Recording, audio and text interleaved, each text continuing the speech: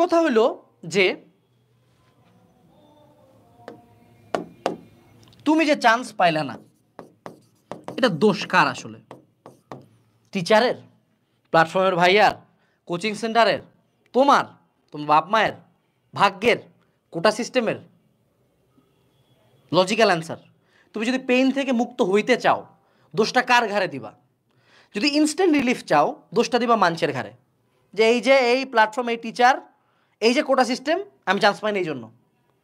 এটা instant relief দিবে, but deep down inside you know এটা প্রপার রিজন না। তুমি যে চান্স পাও নাই, এটা সবচেয়ে বড় দোষ কার? Your self.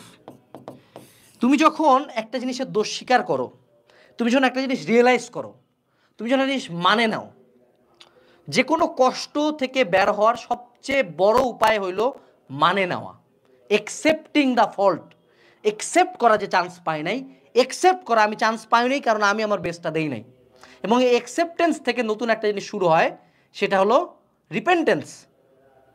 রিপেন্টেন্স থেকে কি শুরু হয়? রিভাইভাল, যে না আমি জানি আমার দোষ হয়েছে, আমি জানি আমার ভুল হয়েছে, বাট আমি এখন জিনিসটাকে ঠিক করতে চাই, আমি যে এখন এই জিনিসটাকে ফিক্স করতে চাই। সো তুমি আজকে যদি সময় পাও, make a list, make a list. কিসের লিস্ট করবো বলো তো? Of your faults. কি কি ভুল করছো তুমি, কি কি ভুলের কারণে তোমার মনে হয় তোমার মেডিকেলে চান্স হইল না, এবং সবগুলা লিস্ট বানায় টেবিলের সামনে আটায় দাও। তোমার যে এই যে খারাপ লাগা, অপমান, এটার কারণে তুমি চাইলে হাতে চুরি বসে পরে সুন্দর মতো রুমের মধ্যে শাবনুরের মতো বিছানার মধ্যে ধাপ দিয়ে যায়, কান্দ, মেডিকেল হয় না। You can do this.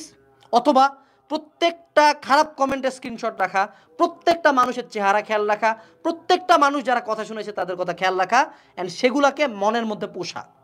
প্রত্যেকটা রাগকে নিজের অ্যাঙ্গারে নিয়ে আসা। দুঃখ থেকে, স্যাডনেস থেকে অ্যাঙ্গারে আসা খুব সোজা, ঠিক আছে? 5 স্টেজেস অফ গ্রিফ, আমার স্টেজ একটাই, অ্যাঙ্গার। মনের মধ্যে রাগটা পুষো না, লেখো, ডায়েরি লেখো, 72 ঘন্টা ডায়েরি লেখো, স্ক্রিনশট তুলো, স্ক্রিনশট সবচেয়ে নেগেটিভ যে কমেন্টটা হয়েছে না তোমাকে নিয়ে, ওটা স্ক্রিনশট ওয়ালপেপারে দাও, দিয়ে মনের মধ্যে একটা চ্যাত উঠছে না, 72 ঘন্টা পরে এই চ্যাতটা যাবে পড়াশোনা এবং বইয়ের উপর। 72 ঘন্টা পরে যেই কোর্সে থাকবা, যেই বইতে থাকবা, সামনে যা থাকবে, এমন পড়া দিবা যাতে গলা ভাঙ্গে যায়, এতক্ষণ ধরে লিখবা যাতে আঙ্গুল ব্যথা করে, এতক্ষণ চেয়ারে বসে থাকবা যাতে কোমর ব্যথা করে।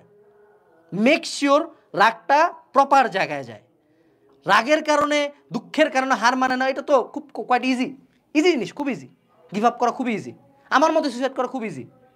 একটা রিক্সাওয়ালা চালিয়ে কালকে সুইসাইড করতে পারে, ভ্যালিড রিজন আছে তার কাছে, বাট সে কী করে? ফাইট করে। So be that guy, be that girl, fight করো, অ্যাঙ্গারটাকে জায়গা মতো কাজে লাগাও। আর মনে রাখবা, আমি যতই মোটিভেশন দেই, এই মোটিভেশনের মেয়াদ হলো 5 মিনিট। 5 মিনিট পরে আবার রিয়ালিটি কিক ইন করবে, খারাপ লাগবে, but that's the fun part, you do it anyway. লাইনটা কি? You do it anyway. আজকে তুমি চান্স পাও নাই, একটু তোমাকে খেয়াল করাই দেই তো, ওই যে অ্যাডমিশন টাইমের কয়েকটা দিন যে বাইরে ঘুরতে গেছিলা, খেলেছে না? ওই যে পুরা রাত যে ফোনগুলো স্ক্রল করতেছিলা, খেলেছে না? তোমার বন্ধুরা পড়তেছিল, তুমি তো স্ক্রল করতেছিলা। ওই যে প্রেম করতেছিলা খুবই, ওই যে অনলাইনে একদম বিশাল বড় হিরো হয়ে গেছিলা, ওই যে একদিন পড়ার কথা ছিল, পড়ো নাই, ওই যে এক্সামটা দেওয়ার কথা ছিল, দিতে গেলা না, ওই যে কোচিংয়ের কথা বলে বাইরে ঘুরে বেড়াচ্ছিলা, দিনগুলো খেলাছে না? ফ্ল্যাশব্যাকে যাও তো একটু, কি কি ফাঁকি দিছিলা, তাই না? সো ওই সময় তুমি কি করছিলা? তোমার ফিলিংসের দিকে তাকাইছিলা, যে আজকে ইচ্ছা করতেছে না তাই পড়বো না। You thought about your feelings, but আজকে থেকে ট্রাই করো, ফাক ফিলিংস, কোনো ফিলিংসের কিচ্ছু নাই, ভাল লাগতেছে খারাপ লাগছে কিচ্ছু না, পড়বো। যতক্ষণ পর্যন্ত আমার পাবলিকে একটা সিট না হয় আমি পড়বো, যতক্ষণ পর্যন্ত ওদের মুখটা চুপ না হয় আমি পড়বো, যতক্ষণ পর্যন্ত আমি মেক শিওর না করি যে আমার রিভেঞ্জটা পূরণ হয়েছে, আমি পড়বো। যদি এই মেন্টালিটি মাথায় নাও, দেখবা শুধু পাবলিকে চান্স পাও না, লাইফে অনেক দূর গেছো। ভাইয়া পাবলিকের সিট কি সব কিছু? উত্তর হলো কিচ্ছু না। বাট কিছু না হলে আমি ফাইট দিব না কেন? ও যদি পায় আমি ফাইট দিব না কেন? ও যদি পাবলিকে পড়তে পারে আমি কেন হার মানবো? আমাকে কেন হার মানতে বলা হচ্ছে? আমি হার মানবো না। এই কথা দিয়েই আমাদের আজকের লাইফটা শেষ। যারা মেডিকেলে চান্স পাও নাই, তোমার জন্য সমবেদনা। বাট যারা মেডিকেলে চান্স পাও নাই, তোমার জন্য এখনও অসংখ্য পথ খোলা আছে। উনার উপর বিশ্বাস রাখো, উনার তোমাকে নিয়ে আরও বেটার প্ল্যান থাকতে পারে। সো উনাকে বেটার প্ল্যানটা বাস্তবায়ন করতে দেওয়ার জন্য তোমাকে কাজ করতে হবে। রুমের মধ্যে দরজা লাগাই দিয়ে কান্দাকাটি করলে উনার প্ল্যানে কোনো বাস্তবায়নের সুযোগই থাকবে না। তো তুমি বাঘের সামনে দাঁড়ায় যদি বলো আল্লাহ আমারে বাঁচাও, তা না, তোমার দৌড় দিতে হবে, উনি দেখবা বাঁচাই দিবে। That's the final thing. এটুকুই ছিল আজকের এই লাইভে। সকলের জন্য শুভকামনা।